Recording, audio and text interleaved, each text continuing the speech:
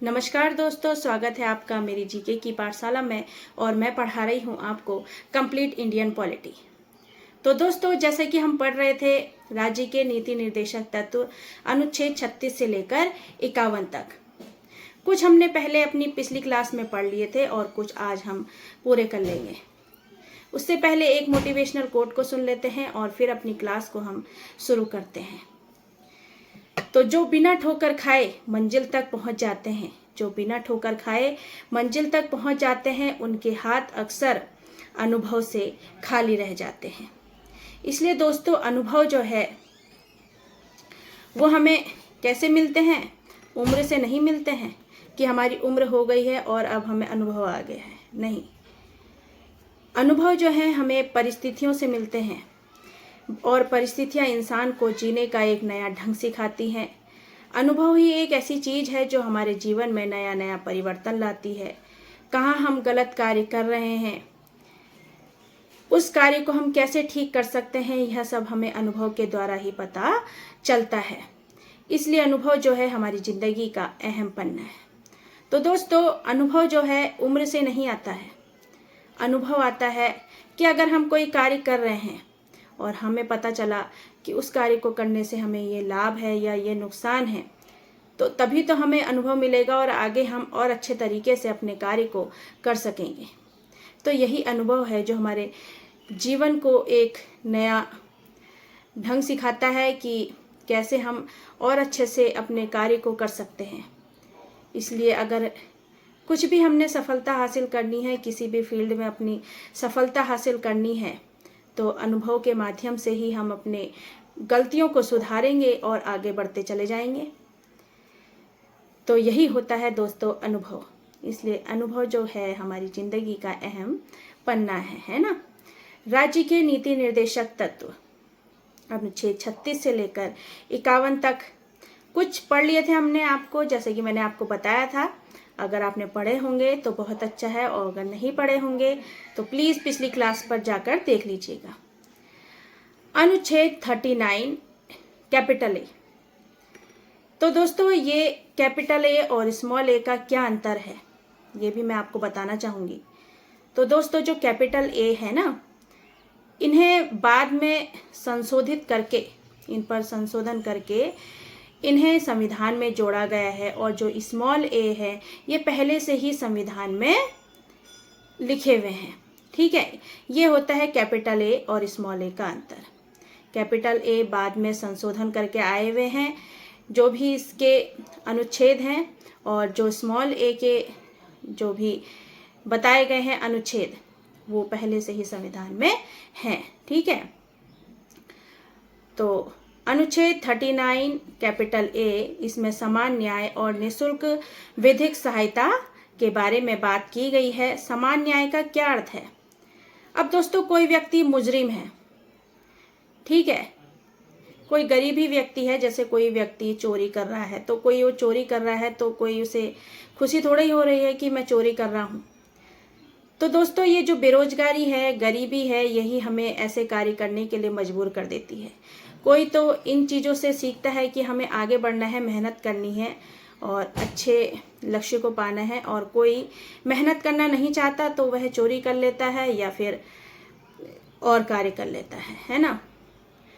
तो वही है दोस्तों, जैसे कोई व्यक्ति मुजरिम है, अब कोई गरीब है तो उसके पास अपने वकील के लिए पैसे नहीं हैं, तो उसको वकील का इंतजाम करवाएगी कौन? सरकार।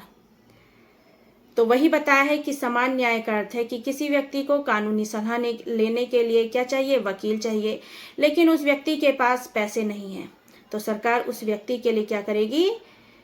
एक वकील का इंतजाम करवाएगी। अब ऐसे ही है निःशुल्क विधिक सहायता। ये बताया था मैंने आपको, समान न्याय और निःशुल्क विधिक सहायता। तो निःशुल्क विधिक सहायता भी वही चीज है। ये 1987 में लाया गया और इसके द्वारा 9 नवंबर 1995 को नालसा, इसका पूरा नाम है राष्ट्रीय विधिक सेवा प्राधिकरण, ये आया है और नालसा के द्वारा ही ज़्यादा निःशुल्क विधिक सहायता या कानूनी सेवाएं दी जाती हैं जैसे आपको मैंने बताया था ना, किसी मुजरिम के पास पैसे नहीं है तो वह सरकार की मदद ले सकती है, तो वही है ये नालसा। तो नालसा जो है ऐसे लोगों को क्या फ़ायदा पहुंचाती है। और नालसा का मुख्यालय कहाँ है? दिल्ली में है। श्री न्यायमूर्ति PN भगवती जो भारत के सर्वोच्च न्यायालय के न्यायाधीश थे, इन्होंने ही नालसा की स्थापना की। PN भगवती, ठीक है। अब यदि कोई मामला उच्चतम न्यायालय के समक्ष है और 5 लाख तक की आय वाले व्यक्ति हैं तो वह निःशुल्क कानूनी सहायता ले सकते हैं, ठीक है। अब ये अनुच्छेद स्मॉल ए और कैपिटल ए के बारे में तो मैंने आपको बता ही दिया शुरू में, ठीक है। और ये कैपिटल ए जो है ये 42वें संविधान संशोधन 1976 में ये लिया गया है, ठीक है।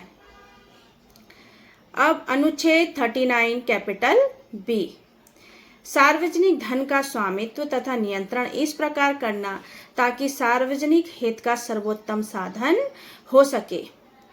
मतलब सार्वजनिक धन का जो स्वामित्व है और नियंत्रण है इस प्रकार हो कि सभी लोगों का उसमें क्या हो? हित हो। अब अनुच्छेद 39 कैपिटल सी, इसमें क्या है? धन का समान वितरण, धन को एक समान क्या करा जाए? बांटा जाए, ठीक है। अनुच्छेद 40, इसमें ग्राम पंचायतों के संगठन के बारे में वर्णन किया गया है। अनुच्छेद 41 में क्या बताया है कि कुछ दशाओं में काम, शिक्षा, लोक और सहायता पाने का अधिकार है, कुछ दशाओं में, ठीक है।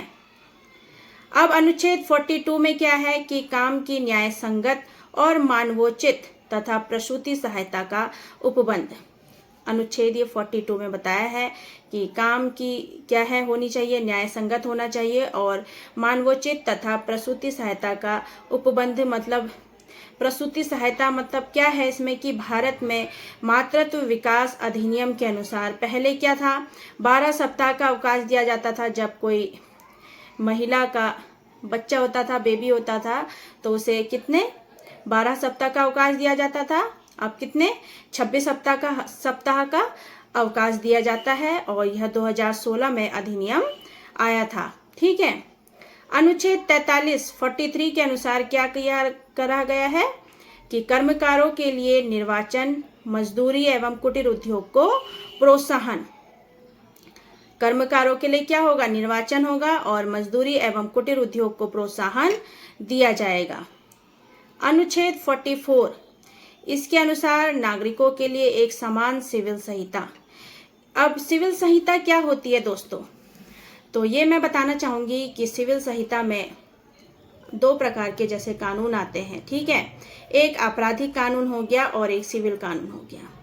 आपराधिक कानून में क्या आता है? जैसे कोई हत्या कर देता है और चोरी कर देता है, तो ऐसे जो कार्य करता है, ठीक है, तो उसके लिए एक समान दंड होगा, चाहे वह किसी भी धर्म का हो, जाति का हो, ठीक है।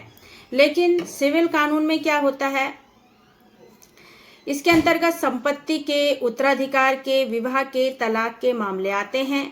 और आपराधिक कानून के लिए जो मैंने आपको बताया कि हत्या करने पर सजा मिलेगी, ये वाले जो मामले हैं सबको इसमें एक समान वो सजा मिलेगी। लेकिन सिविल कानून में हर धर्म के लिए अलग अलग क्या है? नियम कानून है, ठीक है। जैसे हिंदू के लिए अलग है, मुस्लिम के लिए अलग है, सिख के लिए अलग है और ईसाई के लिए अलग अलग कानून बने हुए हैं। इन्हें कहते हैं सिविल कानून। अब इसके अंतर्गत जैसे आते हैं तलाक का हो गया, विवाह का हो गया, उत्तराधिकार का हो गया, ये सारे नियम इसके अंतर्गत आते हैं, ठीक है। और ये बताया ही है मैंने आपको कि एक समान सिविल संहिता के अंतर्गत यह आएगा कि सभी नागरिकों के लिए एक समान नियम कानून होने चाहिए, एक समान नियम कानून होने चाहिए। अगर कोई व्यक्ति एक बार ही विवाह कर सकता है तो ये नियम सभी पर लागू होना चाहिए। इसका मतलब ये है। तो ये अनुच्छेद किसके अंतर्गत आया है? 44 के अंतर्गत आया है। और इसमें क्या कहा गया है कि नागरिकों के लिए एक समान सिविल संहिता होनी चाहिए। अब सिविल कानून और आपराधिक कानून के बारे में आप जान गए हैं। आपराधिक कानून होता है हत्या से, चोरी से इन चीज़ों से जुड़े हुए जो कानून कार्य हैं उनके लिए ये कानून बनाया गया है। और सिविल कानून क्या होते हैं? विवाह हो गया, तलाक हो गया, उत्तराधिकार हो गया, इन चीज़ों से संबंधित ये कानून है और ये सबके लिए अलग अलग है। और आपराधिक कानून है सबके लिए एक समान है। ठीक है, तो इसमें क्या कहा गया है 44 अनुच्छेद 44 में कि सबके लिए एक समान सिविल संहिता होनी चाहिए, मगर जैसे कोई एक विवाह करता है तो सभी के लिए एक ही विवाह की अनुमति होनी चाहिए, है ना। अब अनुच्छेद 46 के अनुसार क्या आएगा? अनुसूचित जातियां या अनुसूचित जनजातियां और अन्य दुर्बल वर्गों की शिक्षा और अर्थ संबंधी हितों की अभिवृद्धि। ठीक है। अनुच्छेद 47 के अनुसार पोषाहार स्तर, जीवन स्तर को ऊंचा करना और लोक स्वास्थ्य का सुधार करने का राज्य का क्या कर्तव्य है। ठीक है। अनुच्छेद 48 के अनुसार कृषि एवं पशुपालन का संगठन। अनुच्छेद 48 कैपिटल ए, इसके अनुसार क्या कहा गया है कि पर्यावरण का संरक्षण तथा संवर्धन और वन एवं वन्य जीवों की रक्षा। अनुच्छेद 49, इसके अनुसार राष्ट्रीय महत्व के स्मारकों, स्थानों और वस्तुओं का संरक्षण। अनुच्छेद 50, इसके अनुसार कार्यपालिका एवं न्यायपालिका का पृथक्करण। ठीक है। और अनुच्छेद 51 के अनुसार अंतर्राष्ट्रीय शांति और सुरक्षा के लिए क्या की जाएगी? अभिवृद्धि की जाएगी। ठीक है। अब इन अनुच्छेदों के अंतर्गत और भी ऐसे अनुच्छेद हैं दोस्तों जो राज्य के नीति निर्देशक सिद्धांत के रूप में कार्य करते हैं। जैसे अनुच्छेद 350, ये प्राथमिक स्तर पर मातृभाषा में शिक्षा देना, ये अनुच्छेद 350 के अंतर्गत आते हैं। और अनुच्छेद 351, ये हिंदी को प्रोत्साहन देते हैं, ये वाले अनुच्छेद। 351 हिंदी को प्रोत्साहन देना। और अनुच्छेद 350 में क्या कहा गया है? प्राथमिक स्तर पर मातृभाषा में शिक्षा देना। और 351 हिंदी को प्रोत्साहन देना। तो ये कंप्लीट हो गए हमारे राज्य के नीति निर्देशक सिद्धांत। तो दोस्तों समझ में आए हैं? आपको समझ में आए होंगे और आप एक बार फिर से रिपीट करके भी सुन सकते हैं, जिससे आपको बहुत अच्छे से समझ में आ जाएगा। तो अपनी क्लास हम यहीं समाप्त करते हैं और